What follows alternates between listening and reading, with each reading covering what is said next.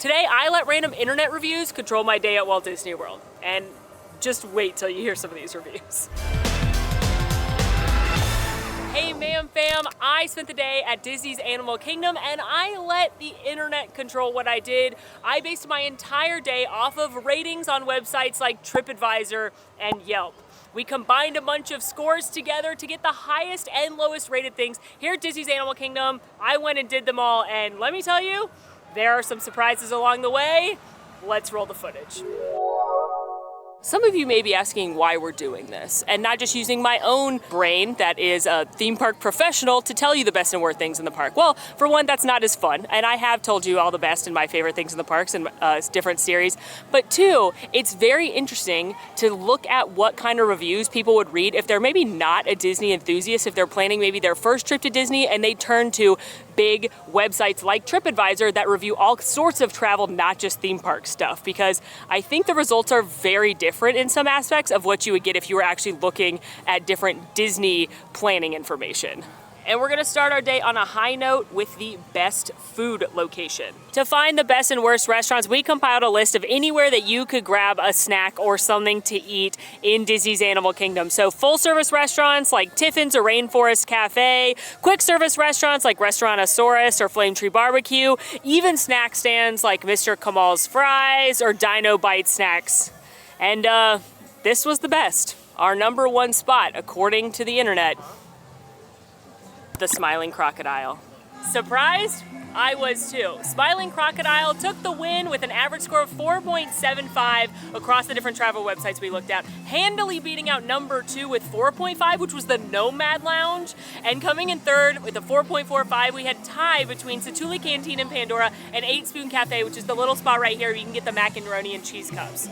But yeah, Smiling Crocodile, this little stand right here in Discovery Island that just serves tacos with limited hours, according to the internet, the best restaurant in Animal Kingdom. So let's get some tacos. The Smiling Crocodile has 3 different kinds of tacos. They've got pork, chicken, or a vegetarian street corn. They also have a couple of drinks, and that's pretty much it.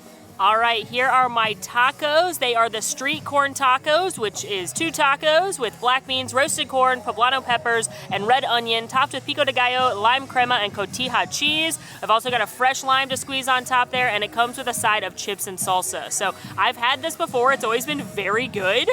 I'm not mad about having to eat this right now, but is it the best food in this park? Let's find out. I will say the band's out here now, and I'm always vibing with the live music here at Animal Kingdom. All right, gotta squeeze the fresh lime.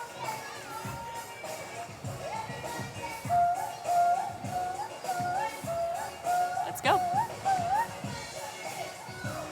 I've had these tacos several times at this point, and they are delicious every time. There's actually a little bit of heat, which I like from that salsa. Love the fresh lime juice. Love the actual grilled flavor of the corn. Tons of cotija cheese on there. I think chips and salsa are a great side, and the salsa's delicious. I have no faults with this meal. Actually, that's a lie. I have one fault with this meal, and that I think it's pretty small. Like, the tacos are pretty small. It's a good portion for one person, but I wish they were a little bit bigger. Do I think this is the best restaurant in Animal Kingdom, though? No. As much as I think these tacos are awesome and are legitimately on my top 5 things to eat in this park, I don't think this as a restaurant is the winner. I think there's something to be said for grabbing food, enjoying the band, enjoying the beautiful atmosphere that is Animal Kingdom, but I think if you're gonna pick one place to sit and relax and luxuriate, it's gotta be Nomad Lounge. For me, Nomad Lounge is one of my favorite places in all of Walt Disney World. It feels like you're in a beautiful tropical treehouse oasis somewhere far away. You've got the river going right by with characters floating on it. The food is excellent, the drinks are amazing. It is like just a luxuriating experience. So if I was gonna pick the best restaurant, which includes food, drinks, vibes, everything, I think best overall is Nomad Lounge. I also love Satuli Canteen in Pandora. I think it's beautiful in there. I think it's a very unique take on quick service. Obviously it has my beloved cheeseburger pods, but it also has those customizable bowls. So I think I would put either of those above Smiling Crocodile. That said, the food's good. People seem to consistently like it according to the reviews. And speaking of, let's read one of those for you right now. We're calling this segment of the video Review Corner with Molly. If you listen to our podcast, Zetas Lopitas, a Mammoth Club original podcast, where we review every single Disney Channel original movie, then you already know that we always pull a review at the end of it of the movie, and Alan does an amazing job of finding the most just off-the-wall, ridiculous reviews, so I asked him to do the same thing here. After I figured out which restaurants and locations we'd be going to today, I asked him to pull just the best review, best being the operative word, of each location, and he sent them to me. I have not read them yet. So here is the Smiling Crocodile, 5 stars on Yelp. Well, well, well. Here we are at the Smiling Crocodile in Disney's Animal Kingdom. And let me tell you, I'm absolutely enamored by the grinning, semi-aquatic reptiles that adorn the outside of this place. There's just something about those toothy crocodile smiles that puts a grin on my own face. But of course, we're not here just to admire the crocodile decor. We're here for the food. And let me tell you, the Smiling Crocodile does not disappoint in that department. Overall, I have to say that the Smiling Crocodile is a real gem in Disney's Animal Kingdom Park. The chicken street tacos are a standout item you don't want to miss, and the chips of salsa are a great accompaniment. And let's not forget about those grinning crocodiles. They're the perfect touch of whimsy to this already delightful spot. Well, you know what? I have to agree. Who doesn't want to see a lovely, happy animal when you're getting your food? I appreciate that someone else noticed something like that, though, for real. And speaking of the best things in Animal Kingdom, I'm taking an unscheduled break to stand here in front of the Tree of Life because the holidays technically just started here in Walt Disney World, which means my favorite thing, the absolute best thing in Disney World IMO about the holidays is here, and I think they should be out any second. So I want to see them real quick before our next thing. Ooh, here they come. The musician is the start. I'm so excited.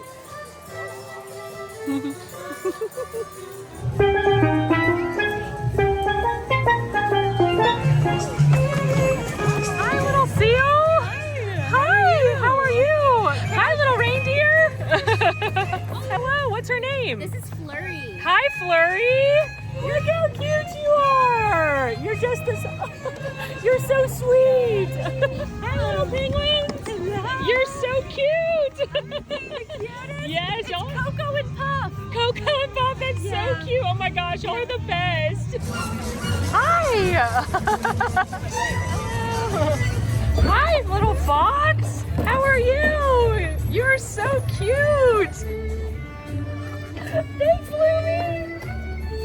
Oh my gosh. How are you? Well, You're so pretty.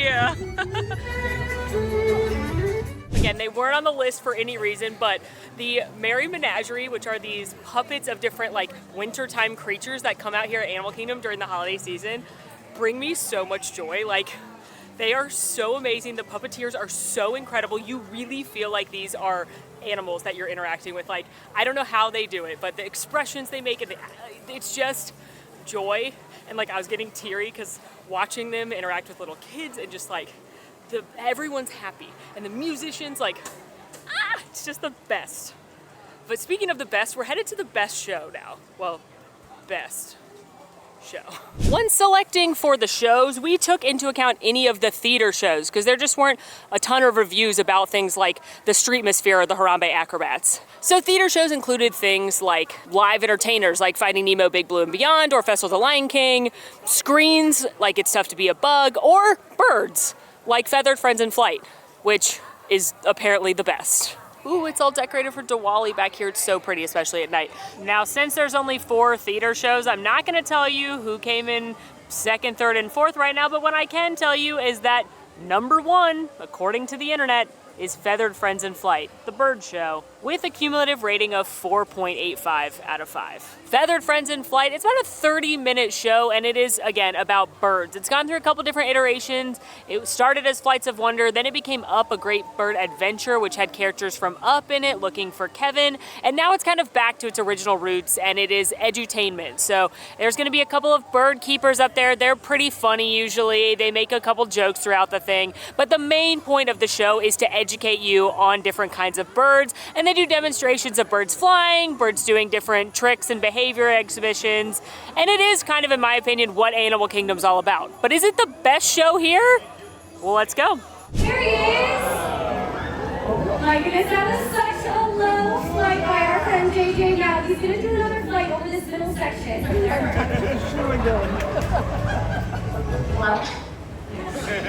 He also said a few other things like, hi. And lions, and tigers, and bears, so am I.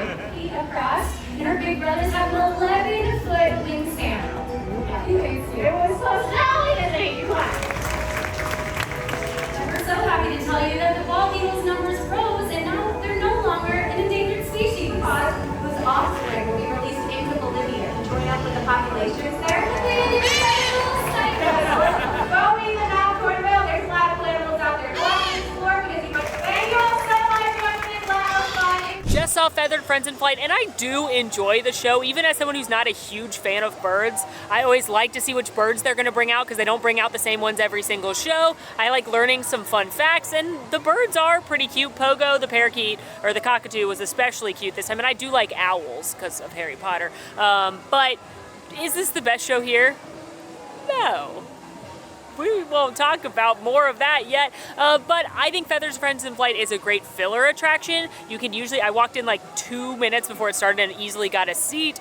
It's a great show if you've got some time in between some of the heavy hitter attractions, if you've got somebody that wants to learn more about animals or just sit down in the hottest park at Disney World, but I don't think it's a must-do, and I certainly don't think it's the best show at the park.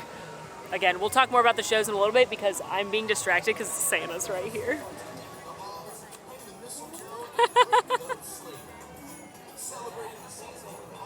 Oh my gosh, Santa! I know him, I know him. Look at him. This is a fun thing about the holidays here is that different characters float around on the boats regularly. Like I just saw Scrooge McDuck and Launchpad McQuack as well. But I like that they add Santa here. So if you're in the parks and you want to see Santa at Christmas but don't want to wait in the long lines that he'll get at the other parks, it's nice that he just floats on by. And now we're back with the Review Corner with Molly with a review entitled, "It Will Take You to Greater Heights." The feathered friends of this show will simply amaze you. Making their way around the pavilion or just standing majestically in place, you are sure to fall in love with all the stars of this show.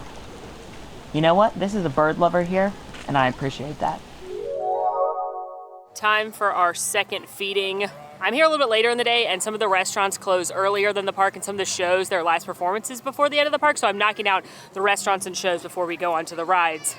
But it's time for what the internet says is the worst restaurant in Walt Disney World, and that restaurant is Pizzafari.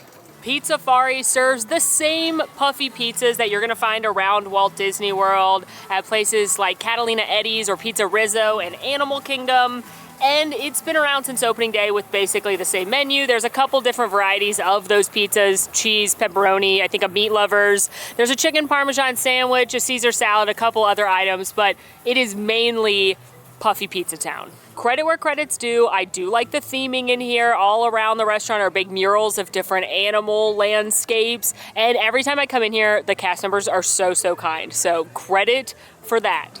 I am far less shocked by this ranking than I was by the best restaurant. Pizzafari, bottom of the list with a 3.45 rating out of 5. Close second, Rainforest Cafe, the one at the front here with a rating of a 3.5. And then Restaurantosaurus in Dino Land with a 3.7. But is it really the worst? Well, Puffy Pizza time, I guess.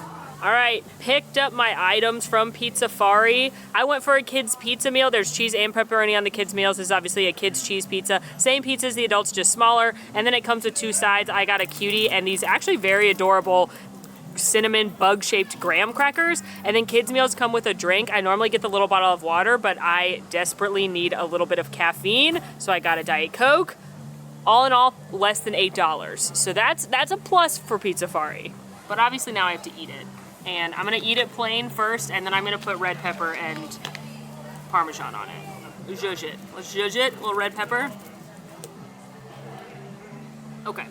Here's the thing, it's been a minute since I've had a puffy pizza, and it's been an even longer minute since I've had a kid's puffy pizza, and I think the kids is actually better because I don't know if the crust is better. It seems to be cooked more, because the last time I had a puffy pizza, the crust was incredibly undercooked, like soft, and this is actually like cooked. So, is it good?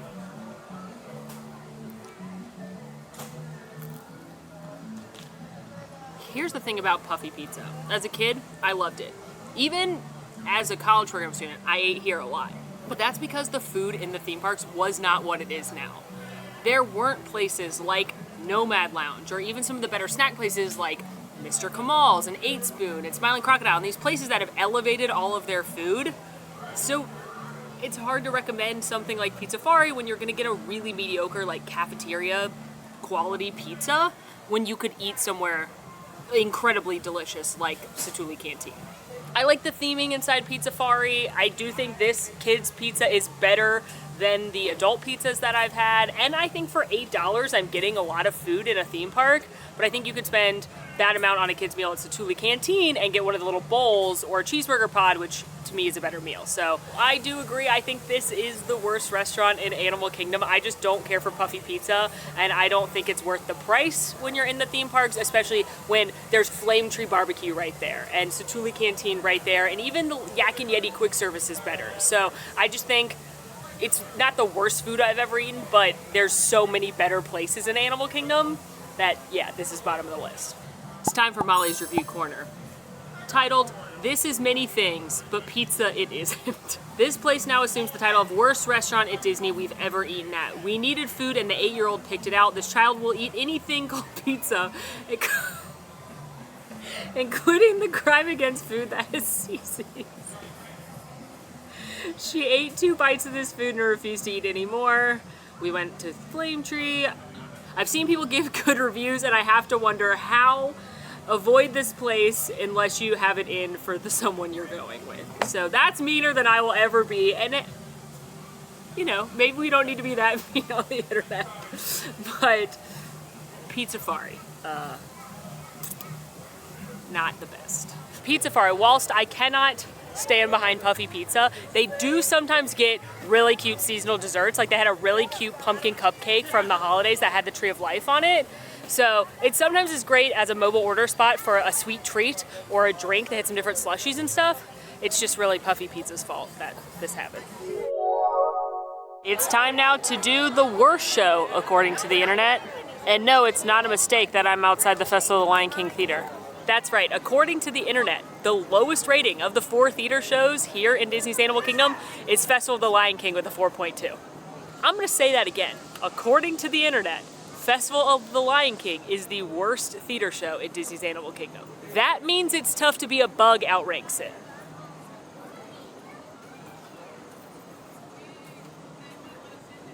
Festival of the Lion King is about a 25 to 30 minute stage show featuring live performers presenting the incredible award-winning music from The Lion King. You've got different kinds of acrobats, including the monkeys, which tumble. You've got the flying birds. You've got stilt walkers, live singers. It's truly a spectacle. It's one of my favorite things in all of Walt Disney World. And I'm delighted to see it right now, but I'm furious that I'm seeing it under these conditions. Festival of the Lion King is incredibly popular, so my best tips are, 1, if you're purchasing Genie Plus, this is a good Genie Plus attraction here at Animal Kingdom. If you're not purchasing Genie Plus, the later shows are your best bet. Most people hop out of Animal Kingdom into parks that are open later, so if you come to Animal Kingdom in the late afternoon, you can do a lot with basically no lines. Right now, there's a 30-minute line of Flight of Passage, and I'm walking in 10 minutes before the show, and there's plenty of seats for the 5 o'clock Festival of the Lion King. Festival of the Lion King! Glad you could make it!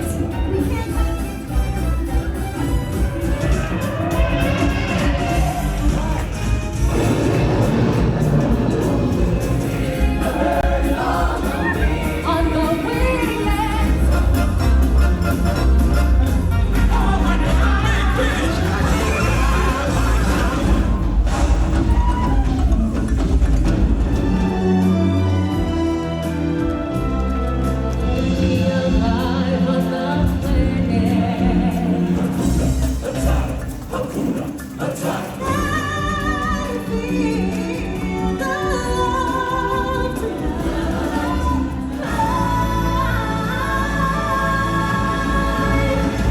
I just saw Festival of the Lion King for the 1 millionth time, and I just have a quick question. On what planet is It's Tough to Be a Bug, or Finding Nemo, or Feathered Friends of Flight better than that, but especially It's Tough to Be a Bug? The official rankings for the 4 theater shows were a 4.2 for Festival of the Lion King, a 4.25 for It's Tough to Be a Bug, a 4.75 for Finding Nemo, Big Blue and the Beyond, and a 4.85 for Feathered Friends of Flight. I know they say that the internet is a place of misinformation, and that is no better demonstrated than this. That is ridiculous. In my opinion, that is the best theater show in Walt Disney World. It is one of the best things across property. It makes me cry every single time when the birds fly, and the artists are so talented and the dancers are so talented, and Simba is the cutest thing ever, and like, it's perfection. Who doesn't like the Lion King music? Let's read this review and find out, I guess. Back to Molly's review corner with a review titled, I Just Can't Wait to Get Out. I've browsed the reviews for this and I realize I'm in the minority, not enjoying the show. I can't help how I was feeling. I was waiting for it to end. It's a live performance and there's a lot of talent in the show and a lot of effort has been put to ensure most people leave happy. It's just not for me and I will never sit through this again. I'd rather sit outside and do nothing for 30 minutes than watch it. You know what? We're all allowed to have our opinions and that's what makes the world the world. And I respect your opinion, stranger on the internet, even if I don't agree. All right, time for rides now because this is hurting me.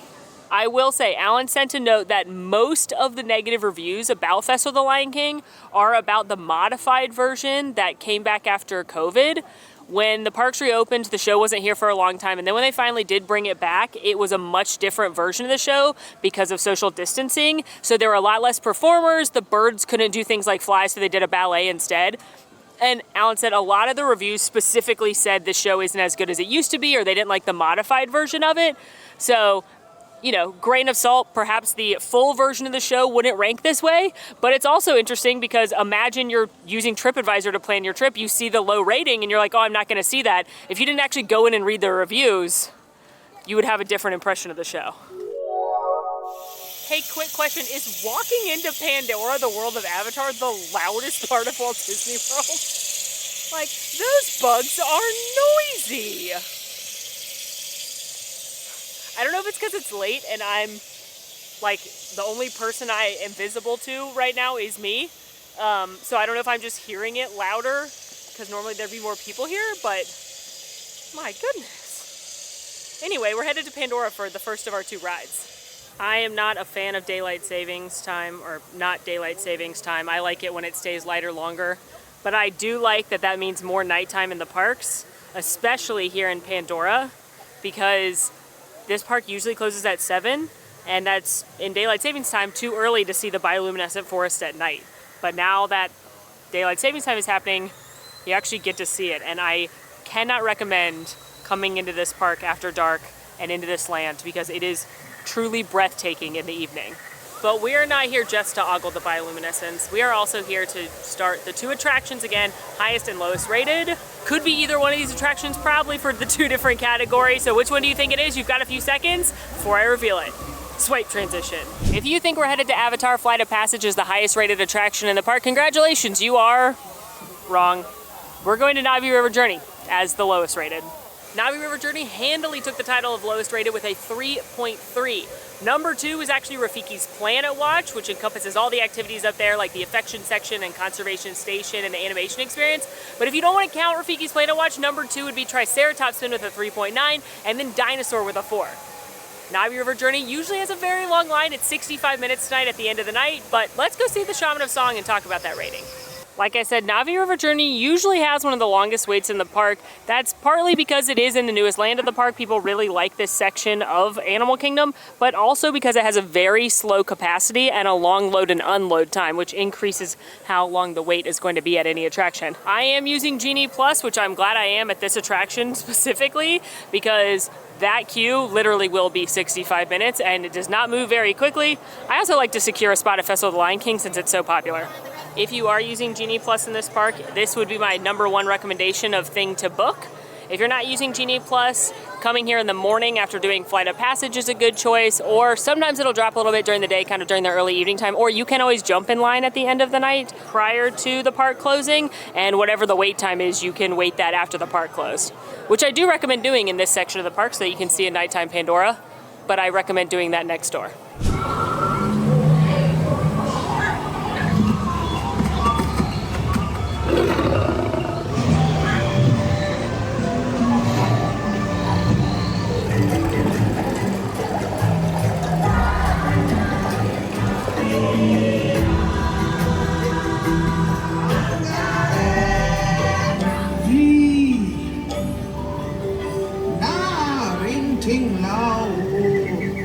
Navi River Journey complete.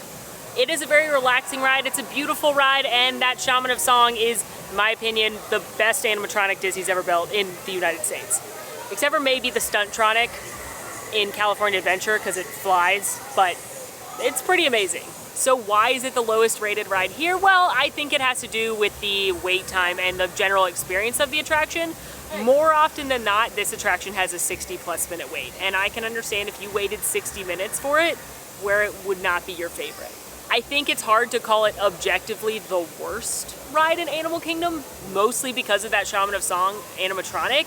I think it's easier to say something like Triceratops Spin is the worst attraction in the park just because it's very simple and basic, although I always say it serves a very specific purpose, and that's that it doesn't have a height requirement, and it's a great attraction for families with little kids, especially if older kids and adults are riding something like Dinosaur and Everest. So I actually really like Triceratops Spin, but I think that's arguably the worst attraction in the park. For me, I actually think the worst attraction in the park is Cali River Rapids. One, I hate water rides, but even taking that out, I don't think the theming comes through, and I think it's way too short and not thrilling enough for how wet you could get, so that would be my pick as lowest rated attraction in the park, because I think that experience in general is not great. But I do understand if you waited in a 60 or 75 minute line for this attraction and then it's just a short boat ride with one animatronic, where the experience could be lower rated. But hey, that's just my opinion. Let's turn it back to Molly's Review Corner to hear the review. First of all, the reviewer starts by referring to themselves in the third person, so you know this is going to be good. Reviewer has been dormant for a while, and with this ride, probably should have stayed that way. The ride was absolutely boring. Reading a review from reviewer is more mystical than this ride.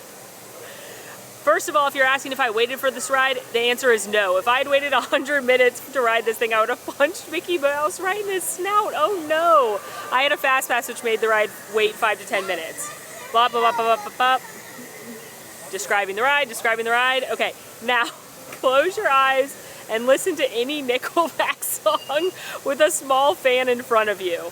Wasn't that awful? That's what this ride is like. Don't say I didn't warn you. I don't think that's what this ride is like, but I did get a chuckle out of that, so why are people so mean on the internet? I'm not saying you shouldn't go leave an honest review of something, but I will say I have noticed that people are really mean on the internet recently. I'm not just talking about our comments and things like that, but I'm just talking about anytime I scroll Instagram recently, it can be the most harmless reel, and the first comment will be something so mean, and I'm just like, why? About 30 minutes of park time left and headed to our final activity of the night, literally saving the best for last because it's the highest rated attraction. I bet you know where we're going, but I am once again just loving being in this park in the evening time. This park does not get enough credit at night. Look at that dinosaur covered in Christmas lights. You're not gonna see that at Magic Kingdom. That is awesome. No offense to Magic Kingdom, obviously. I just feel like this park is so underrated, especially for how beautiful it is at night. It's just gorgeous. And I've done a video on this, but coming to this park for the late afternoon, early evening is the most luxuriating time you can have at Disney World. You don't need Genie Plus at all. You can just go from attraction to attraction. Barely anything's had a ride. Flight of Passage has had a 45-minute or less wait all day I've been here today. So I love me some Animal Kingdom. You probably guessed it, but yes, the highest rated ride in Animal Kingdom, Expedition Everest Legend of the Forbidden Mountain TM. It was a close race at the top though. Everest won with a 4.85, barely clinching the victory from Avatar Flight of Passage, which had a 4.8. And a little bit further down, taking third place was Kilimanjaro Safaris with a 4.6. I'm definitely not surprised those are the top three. I am a little surprised by the order. I kind of assumed Flight of Passage would take the victory, but it's interesting when looking at a group of not necessarily diehard Disney fans and more casual folks that are coming to the parks. It's interesting that the classic roller coaster comes above the simulator, which is also my ranking. I'd actually put Safaris on top because live animals, but it's interesting that Flight of Passage wasn't number one, which also probably has to do with the fact that Flight of Passage usually has a relatively long line, and Expedition Everest, even on a busy day, usually has a relatively low wait. Most of the time you can find it under 30 minutes. A really busy day, it might be 45 or an hour, but then everything else will be 120 minutes. So I love Expedition Everest. It's got a 20-minute wait right now at the end of the evening. It has a 44.44-inch height requirement, and it takes you to the top of the Forbidden Mountain, where you are gonna come face to face with the Yeti, and there's a couple surprises along the way. Let's do it. I love this coaster so much. Let's go. Especially at night. Oh, yes. One of my favorite things about this coaster is the amount of detail and storytelling. I've talked about this in a lot of other videos like our Secrets series, but there's just so much detail, and this is the last of the original intellectual property rides that Disney has built. And it's an incredible story. I think it deserves to be told. I am once again campaigning for an Expedition Everest movie. I would like it to star Jason Momoa, but I am open to Dwayne "The Rock" Johnson, and I love it so much. I love it at night. If you've not ridden it at night, try it out sometime because it's a completely different experience. It's more thrilling, and the view's amazing.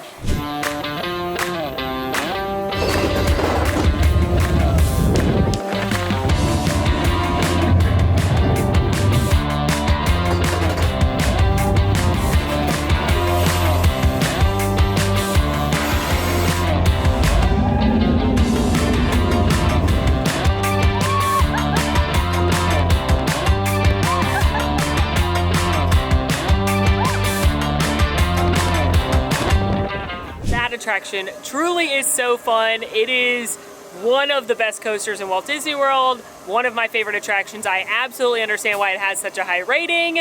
I think the combination of the thrill, the surprise, the theming, the fact that the queue's never too long absolutely puts it as a top contender in this park. Amazing choice by the internet this time. Let's see what they had to say. And with one final round, Review Corner with Molly. For now, we've got one final review, 5 stars. Title of this review, Scary. Was one of the first riders in the morning. Thrilling backwards flip at the end. Yes, it goes backwards.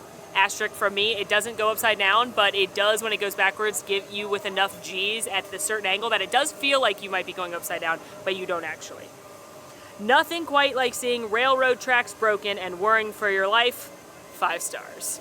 Well, friends, that is a wrap on a very wonderful day here in Disney's Animal Kingdom. I literally was like, oh, I've only been in the park for a couple hours, and then I did the math and it's been 5 hours. But I just love this park so much, and I love pretty much everything that it has to offer, whether that be the highest rated or lowest rated things on the internet. Festival of the Lion King, I will get you justice. I don't know what I need to do. I don't know if I need to like make a bunch of fake Yelp accounts and boost that rating. No, I don't have time for that.